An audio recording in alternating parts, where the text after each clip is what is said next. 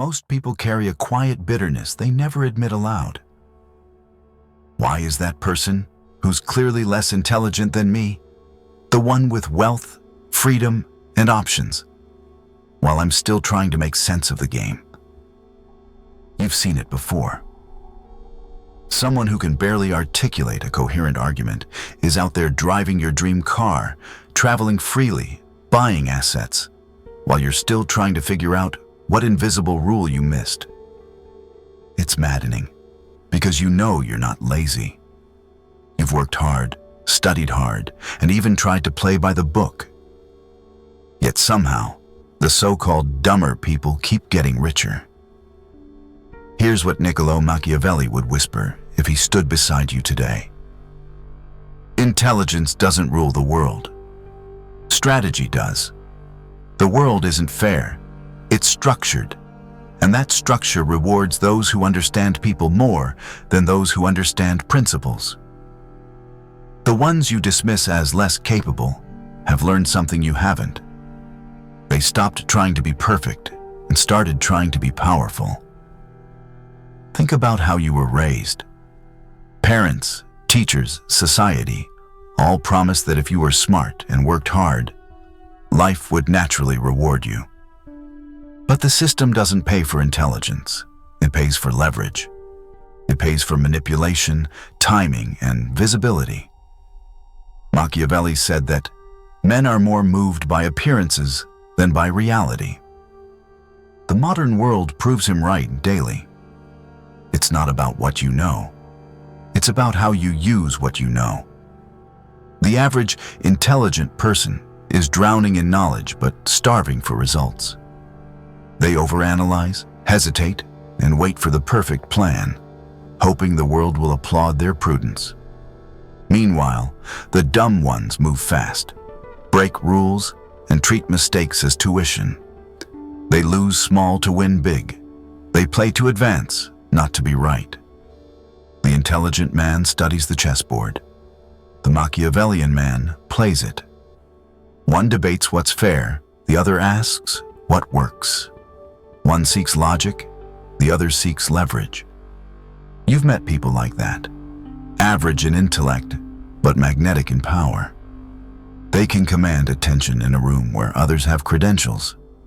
Because they don't just know facts, they know faces. They don't chase truth, they shape belief. That's the first hidden law. Wealth doesn't follow IQ, it follows influence. Look at Harold, an ordinary man with no degrees, average intelligence, and zero elite connections. While his academically gifted friends mocked social media as superficial, he saw what Machiavelli would call the theater of power. He realized attention equals currency. Instead of selling information, he sold emotion, confidence, aspiration, belonging. While others dissected algorithms, he mastered energy. Within a few years, he made more in a week than his friends did in 12 months. Why? Because he understood human nature, not logic.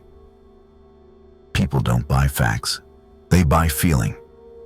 They don't follow truth, they follow momentum. Harold simply did what every powerful figure in history has done. He weaponized perception. Think of the Medici family in Florence, merchants by title, but kings in everything but crown. They appeared modest, yet their alliances bought them the Vatican itself.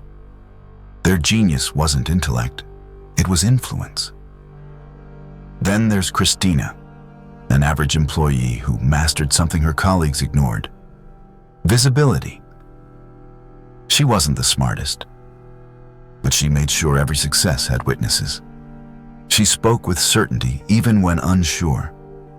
She gave her superiors an image of reliability they wanted to believe. Within 2 years, she outpaced people with higher qualifications. That's the brutal truth Machiavelli knew centuries ago. The world doesn't reward merit, it rewards the appearance of merit. Intelligence is potential energy. Strategy is kinetic energy. One sits still, the other strikes. Ask yourself, when was the last time you acted boldly before you felt ready? When was the last time you said, "I'll figure it out later," and just moved? That impulse, the one that terrifies perfectionists, is the muscle the powerful train relentlessly. Overthinking kills momentum. Action creates it. Machiavelli warned that the greatest fools are those who mistake goodness for power. You've been taught that humility, honesty, and patience are virtues that guarantee success. But those are luxuries of the already powerful, not tools of the powerless. You can play nice only after you've secured your throne. Until then, you must play the game as it is, not as it should be. The game rewards observation over morality. Learn human behavior more than technical skill. If you can predict what someone will do next, you can profit, whether in business, politics, or relationships. That's why the less intelligent win. They study people, not just problems. Intelligence obsesses over complexity. Strategy obsesses over control. The smart man builds theories. The Machiavellian builds systems of leverage. The smart man learns probabilities. The strategist reads people. Who wins the poker table? The math prodigy or the man who reads fear?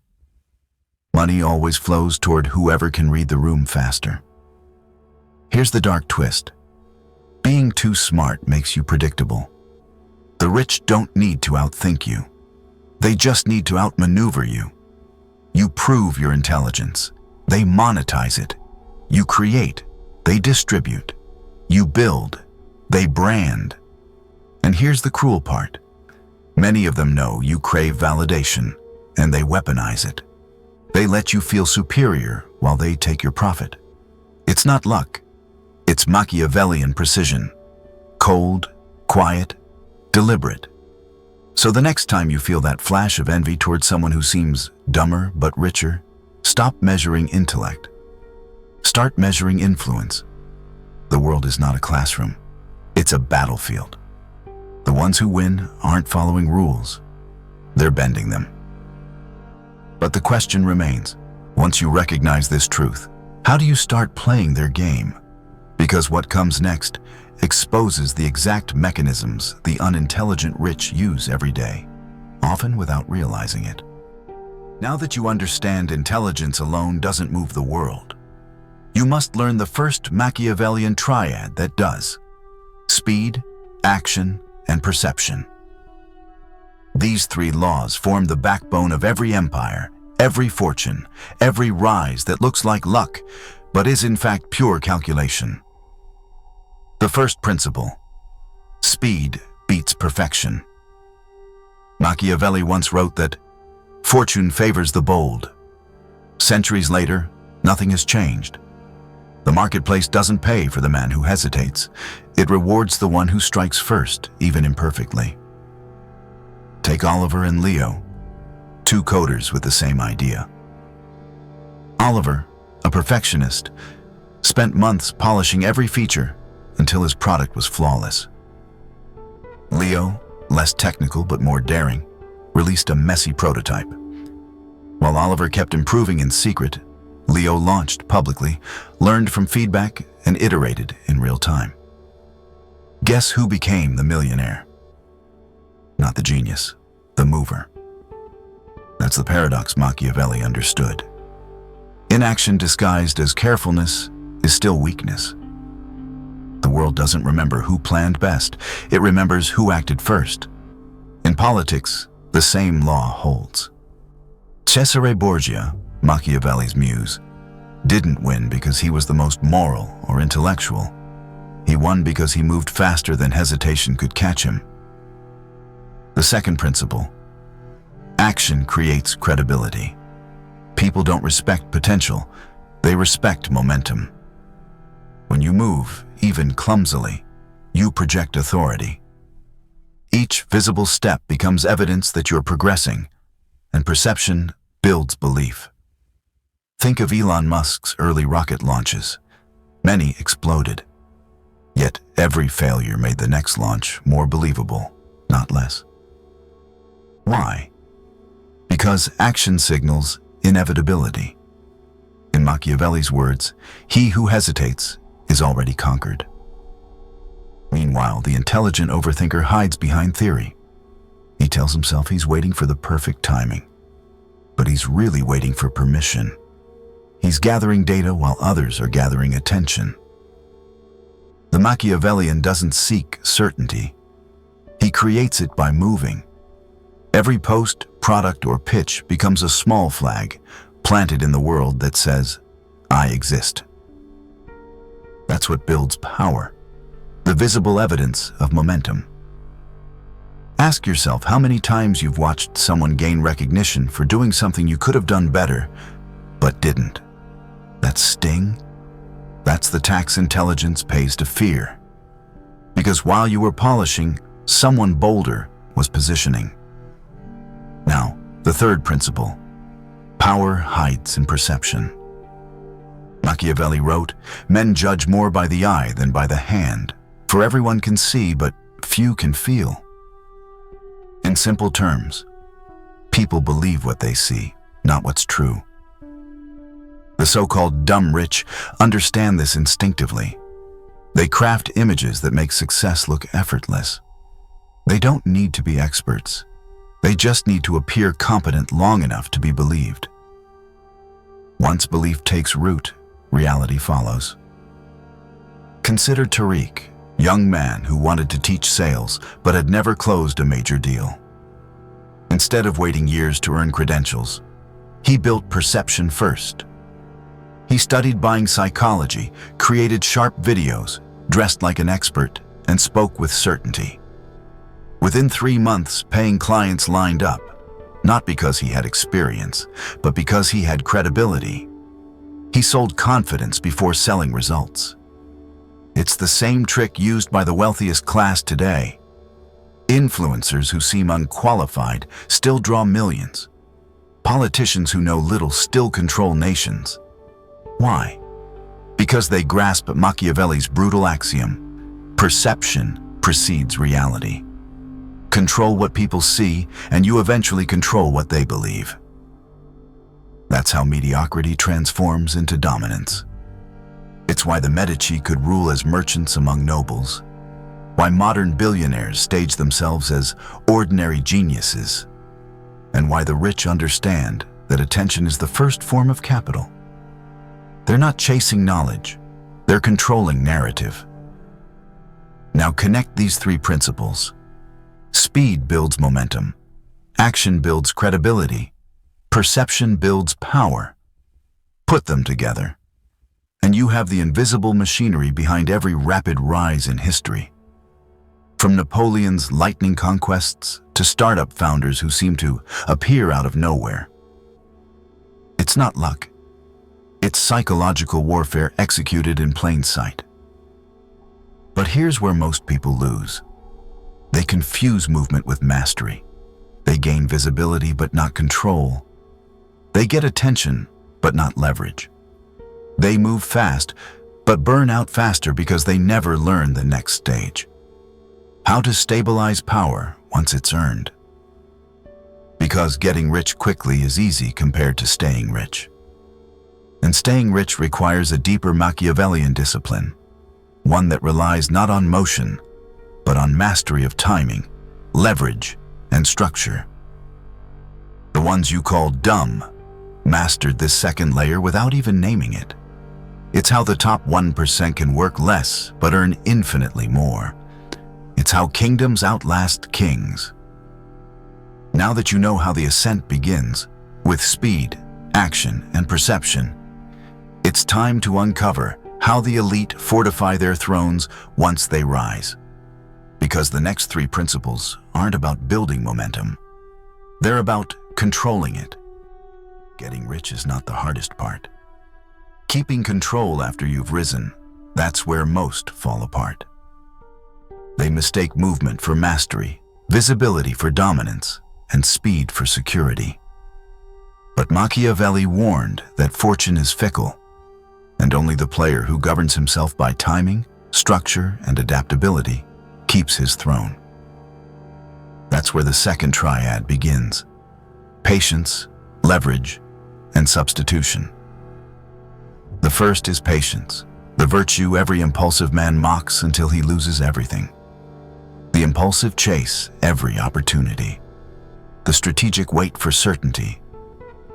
Machiavelli called patience the disguise of predators, because the most dangerous hunter doesn't roar. He observes. He lets others expose themselves through arrogance, then strikes when advantage is absolute. Look at the lions of finance. Warren Buffett once said, "The stock market is a device for transferring money from the impatient to the patient." When the crowd panics, the Machiavellian waits calmly in the tall grass. He buys when fear peaks, sells when greed blinds, and grows while others burn. This isn't passivity, it's timed aggression. It's the same principle ancient conquerors used. Julius Caesar delayed crossing the Rubicon until he'd secured loyalty from every legion. The weak rush. The wise wait until waiting becomes unbearable for everyone else. The second is leverage, the force that turns small effort into empire. Machiavelli never praised hard work. He praised architecture. The prince's strength, he wrote, lies not in his own arms, but in the loyalty and structure he commands. In today's world, leverage replaces muscle with systems, money, people, technology, and influence that move while you sleep. Take Eric, who started flipping sneakers in high school.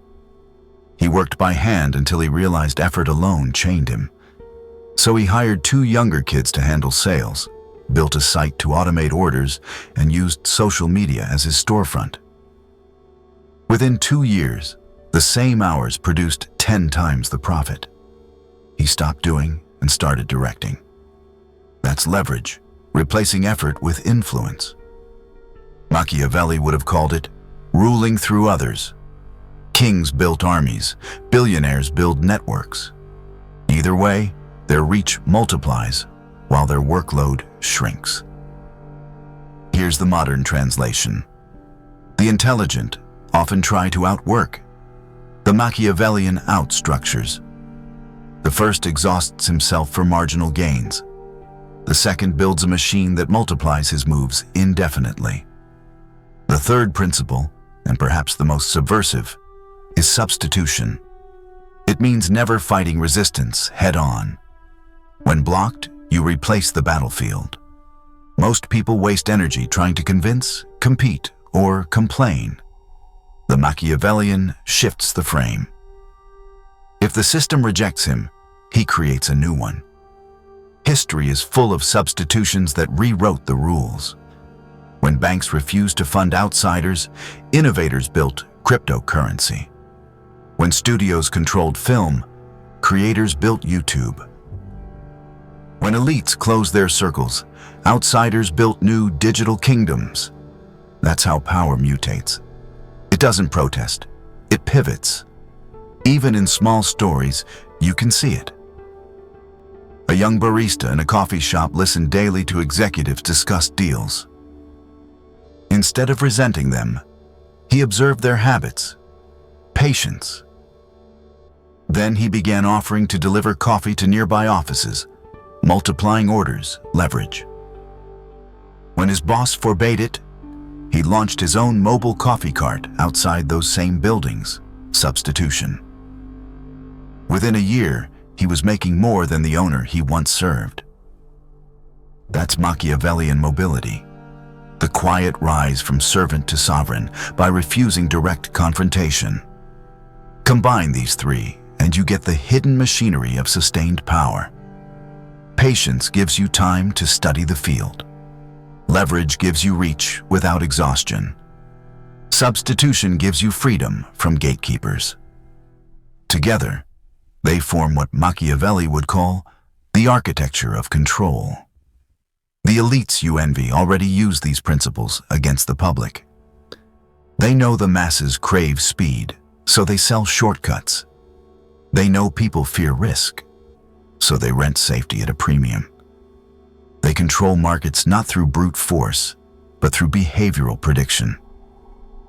Machiavelli defined real power as the ability to make others act by their own will in ways that serve yours. That's leverage perfected. Understand this. Wealth isn't just accumulation, it's autonomy. It's the freedom to choose timing, to create options, to rewrite the game instead of playing it. When you reach that level, you no longer need permission. But here's where the story sharpens. Many rise with cunning, yet lose everything when emotion returns to rule them. They build the empire, then burn it down through impulse, vanity, fear, validation. Machiavelli warned that the hardest victory is over oneself. And that leads to the final triad, the transformation that separates temporary wealth from permanent power. Because after you've mastered the external world, the next battlefield is internal. Your emotions, your image, and your invisibility. Even the most cunning strategist can lose everything when he forgets the final battlefield, the one inside himself. Machiavelli wrote that the first method for estimating the intelligence of a ruler is to look at the men he has around him. But before he could rule others, a prince had to first rule himself. Because emotional discipline is what separates the conqueror from the casualty. The next transformation, emotional detachment, reputation management, and controlled visibility, is what turns raw strategy into lasting dominance. The seventh principle is emotional detachment. You cannot command a world you are still reacting to. The weak wait to feel motivated before acting. The powerful act despite emotion. They treat feelings like weather, noticed but never obeyed. Machiavelli warned, a man who cannot master his nature will be mastered by it. The modern world proves it daily. Corporations, politicians, and media all provoke emotional reactions because they know whoever controls your feelings controls your focus. And whoever controls your focus controls your fate. Look at two traders. Nolan, brilliant but emotional, and Marco, average but disciplined. Nolan's mind was sharper, his analysis deeper, but every loss became personal. One bad trade led to revenge trades, ego-driven risk, and eventually ruin. Marco followed a boring system, detached from outcome. He made smaller profits, but lasted longer. In the end, the unemotional outperformed the intelligent. Emotion makes the smart man act stupid. Detachment makes the average man act like a genius. The eighth principle is reputation management. In The Prince, Machiavelli wrote, a ruler must appear virtuous, even if he is not. Why? Because appearance buys trust, and trust buys time, and time is the currency of power. The powerful understand that reputation isn't ego, it's armor. Your name is your leverage. People invest in perception, not truth. A damaged image drains opportunity faster than any market crash. Every powerful figure in history has mastered this. When a scandal hits, the smart panic. The Machiavellian owns the story first. He reframes weakness as strength, silence as strategy, and loss as sacrifice. Think of Elon Musk turning chaos into charisma, or ancient rulers turning defeats into divine lessons. Control the narrative, and you control how long you remain in play. But reputation isn't about faking, it's about framing. When you fail, you frame it as innovation.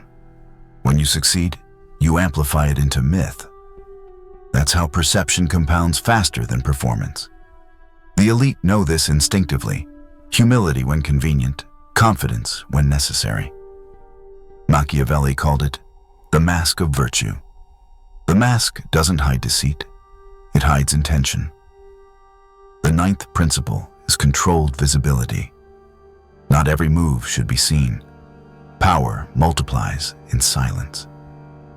Visibility without mystery is noise. Visibility with mystery is magnetism. When people can't fully read you, they overestimate you. That's why the most powerful often vanish when they're most active. Silence isn't absence, it's anticipation. Think of how Steve Jobs disappeared between Apple's failures and its rebirth, or how ancient rulers hid their plans behind feasts, rumors, and ritual. Machiavelli noted that men are more influenced by what seems than by what is. The moment you reveal your entire process, you lose your aura. Control what the world witnesses, and you decide how large you appear. Every gesture, every post, every revelation should serve one purpose: increase your perceived control. The quiet billionaire who dresses plainly and speaks rarely holds more intrigue than the loud one broadcasting every purchase. Why? Because mystery commands respect. The unknown always feels more powerful than the known. Now, when you combine these final principles, detachment, reputation, and invisibility, you undergo the Machiavellian transformation. You stop reacting, start orchestrating. You stop chasing attention, start controlling it. You stop competing for respect and become the standard others measure themselves against. The transformation isn't external, it's psychological. You move from being a participant in the system to being its architect. That's why the same game repeats across centuries. The tools change, courts become corporations, kingdoms become companies, but the laws remain. Those who control perception rule the crowd. Those who master emotion rule themselves. And those who control timing rule everything. The final truth Machiavelli would leave you with is this: power must evolve or it dies. Every empire, every fortune, every dynasty eventually falls. Not because enemies grow stronger, but because its creator stops adapting. The world shifts and the comfortable get conquered. The true elite never stop studying. They observe silently, rebuild quietly, and reappear sharper, leaner, more dangerous. So ask yourself this: who will you become after hearing this? The thinker or the strategist? The one waiting for fairness? Or the one designing advantage? Remember, intelligence may open doors, but only cunning keeps them open. The rich you think are lucky aren't playing a different game. They're just playing it better. If you've understood everything up to now, you already know what Machiavelli meant when he said, "It is better to act and regret than not to act and regret." Because fortune follows those who move, adapt, and evolve. And if you want to see how the elite control the modern world's greatest currency, attention, it continues in the next lesson. Because once you learn how to direct attention, you'll understand the final form of power itself. And remember, it's not about being the smartest in the room. It's about being the one who owns it.